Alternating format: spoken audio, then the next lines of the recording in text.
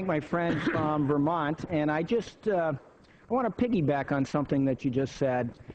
I hope that we can and we will work with the Republican majority on a lot of issues to get people back to work in America, to stop outsourcing jobs to other countries, to stop importing oil at tremendous price to this country so that money continues to flow away from the U.S. instead of into the U.S. I want to work with them on those kinds of things. But what I am concerned about is something you just mentioned, that the ideology and the radical approach that they're taking to repeal something that was put into place over the last 2 years but has been needed by this country for decades is something that I will fight. You know, ideological, radical, extreme positions are not what the American people want. They want practical, solid solutions where people are treated fairly and equally. And in the health legislation, the Affordable Health Care Act that we passed, the gun legislation is about treating people equally. And what I mean by that is we stop discriminating against people with pre-existing conditions. They are now free from that kind of discrimination, and that is so important under both. You know, we talked a lot today about the Constitution.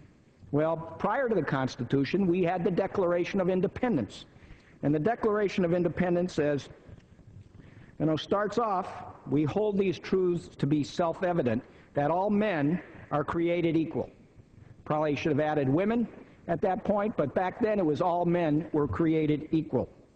That is carried forward in the 14th Amendment to the Constitution. And I have prepared kind of a chart of this, of the language.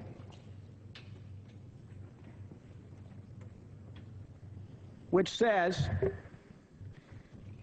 nor deny to any person within its jurisdiction, no state shall deny to any person within its jurisdiction the equal protection of the laws.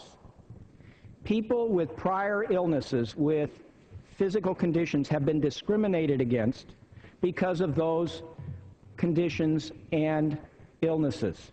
That's wrong, it's immoral, and in my opinion, it's unconstitutional. And in my district, I was standing at a gas station, a guy comes up to me and he says, you all have to pass that legislation.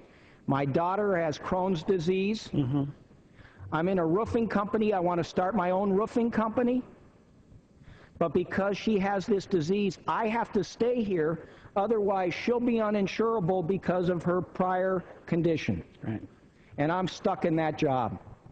Well, this bill, the heart of this bill, is to give freedom from that kind of discrimination against her prior illness, freedom to that roofer so he can go start his business. That's at the heart of the American way.